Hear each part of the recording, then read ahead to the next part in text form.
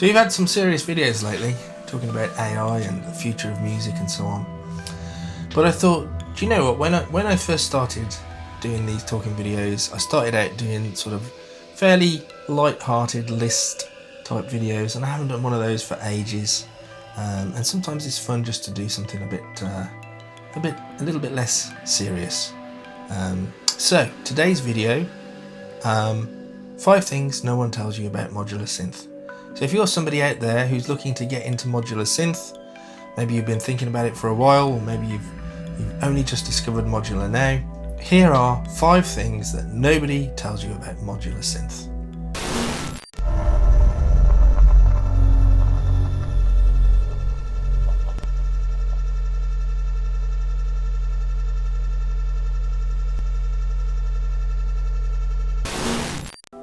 Hello and welcome to today's video, and thanks for joining me here. So yeah, if you are looking to get into modular,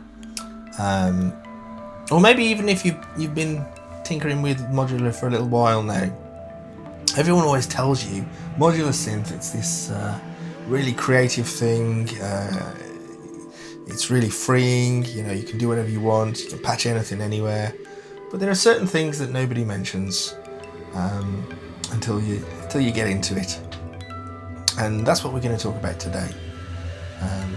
So it's not all just cables and gear. There's a lot of patience, a lot of obsession, a lot of confusion, and a lot of discovery. Okay, so without further ado, let's get into this list. Okay, item number 1 on the list.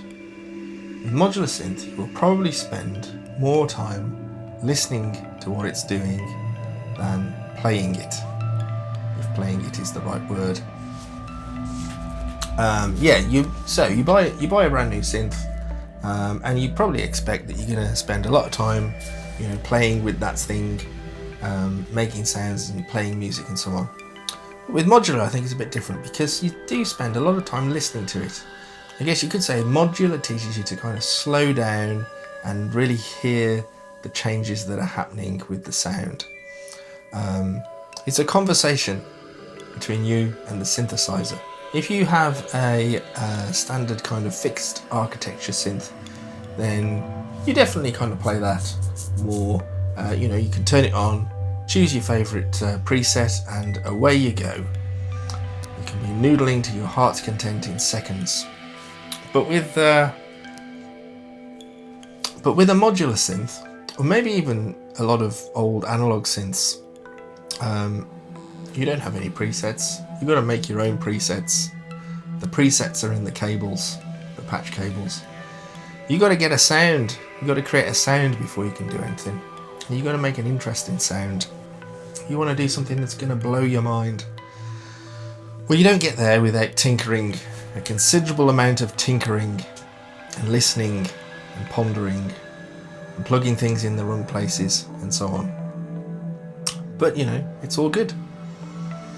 That's part of the beauty of modular, is listening to your system, listening to the sounds it's making and adjusting it and so on. And then of course when you're finished, you spend a lot of time listening to the finished patch. So yeah, more time probably spent listening to a modular synth than actually playing with it. Item number 2 on your list. Chaos is your teacher. Embrace chaos, embrace randomness. All of these things are what make the music interesting. You will constantly lose control. You will constantly not know what you're doing. You will constantly be patching a cable or turning a dial expecting something to happen, and something different will happen instead. But that's kind of the point. That's where the beauty lies. That's where the happy accidents come from. That's where the discovery comes from. You know, whether it's feedback loops or modulation that's gone astray, or patches that just sort of collapse or, you know, don't work anymore. All of these things, all of these moments show you how the system behaves and how it's possible for the system to evolve, and you kind of have to embrace that. Sometimes you do get the feeling that actually you are not as clever as you think you are, because some of your best things are made up of a bunch of mistakes. But that's okay.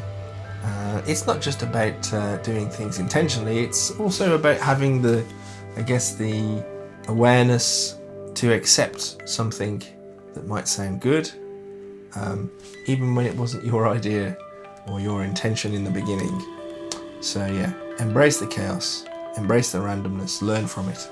Item number 3 on this list then is the best ideas, the best patches, the best tunes, pieces of music, whatever you want to call it, often come from constraints, from limitations. It's not a case that more modules equals more creativity. In fact, probably the opposite is true. More modules does not equal more creativity.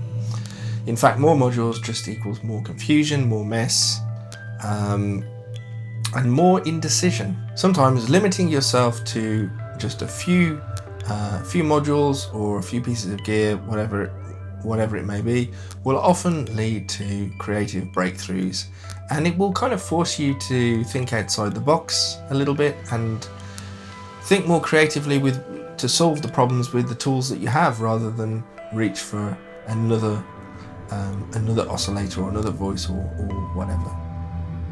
So if you feel that you're stuck in a rut and you want to get out of it, or you want to break through some kind of creative block that you have, quite often having some level of constraint or limitation, setting yourself a little challenge maybe, will help you to get out of that. And some of the best patches that I've done have been incredibly simple and made up from just a few modules. So you don't need a lot to get going. You just need enough. With modular synth, I think, and this is probably true of other types of music as well, but I think it's kind of highlighted a little bit with modular. But it's as much about psychology as it is sound. Working with modular can expose your mindset, whether that's perfectionism, impatience, control issues, whatever. All of that will come out as you try and put together a patch and then create a piece of music with it. In many ways, it's sort of, it can become like a mirror for your personality. And the more you can let go of these things, the more you can accept the music that you are making together with the machine, the more fun that you will have and the better results you will get. But every patch teaches you something about yourself, whether that is perfectionism, imposter syndrome, whatever. It's kind of like a meditation. If you go into a patch with lots of fixed intentions, then you're probably going to be disappointed with the end result. Whereas if you're willing to accept the imperfections, and you're willing to accept the mistakes, and you're willing to go into it with a certain openness, then you'll probably find that whatever comes out, even if it's not at all what you're expecting, will be something quite interesting. And that is something that I've come to learn myself, that my own fixed intentions will often hamper the creation of the music. And again, some of the best things, and when I say the best things, how do I measure that? Well, it's usually just my own satisfaction. But some of the best things that I've made are things that were completely unintentional, where I had no fixed agenda. I was just experimenting with what I could come up with and what I could create. So, yes, the modular synth, it is a teacher, it is a meditation guide, it is everything. Item number 5 on this list, and this is the final one, and that is that you will never really and truly finish anything that you're doing. You may put a patch together and create a performance, but is that performance finished? Chances are that if you perform it again, you'll do it slightly differently. And if you keep performing a piece of music over time, each time will be slightly different again. you'll make improvements to it, you'll have fresh ideas about what should happen to it. And so really, there is no end point with a piece of music in Modular. I like to think that you know, when I've put together a patch and created a piece of music, and I write all that out and put it down in my notebook so I can come back to it later and recreate it if I want to. That's not the end point of that patch. In some ways, that is the starting point. That is the point now where I can take that patch and it can go on and evolve and become something slightly different, or very different over time if I keep performing it and keep playing it. But it is very much an iterative process, and you'll never really reach a point where it is finished. There is an improvisational nature to everything that you do, and you can't always recreate the conditions that you originally recorded a piece of music in anyway, so it always will be slightly different each time. And that is kind of the beauty of it.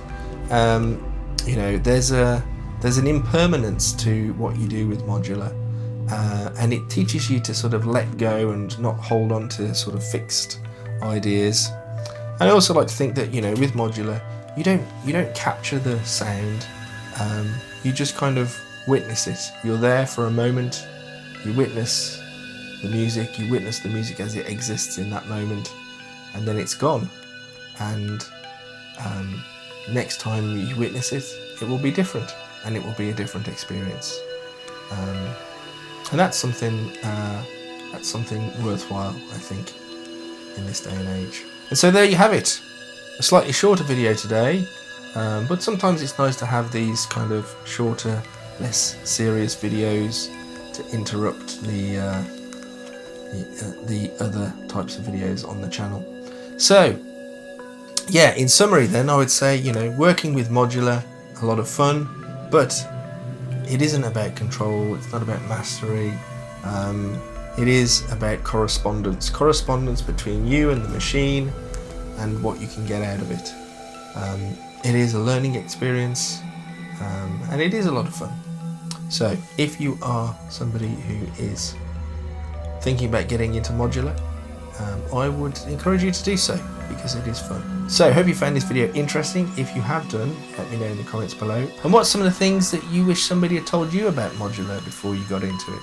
Well, thanks for watching, and of course, if you have enjoyed this video, don't forget to hit the like button and subscribe. See you in the next one. Cheerio!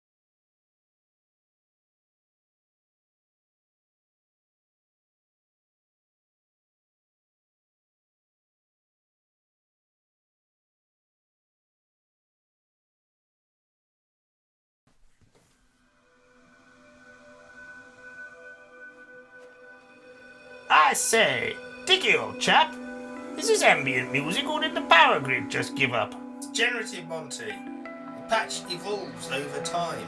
Evolves, is it? So it's Darwin with delay pedals now? Ha! Splendid! Bloody marvellous! Good heavens! That one's blinking Morse code for send snacks. That's marbles. Marbles? You've certainly lost yours, old boy. Never mind, keep at it, you might do something good one of these days. Still, rather hypnotic, isn't it? Like watching the clouds argue with each other.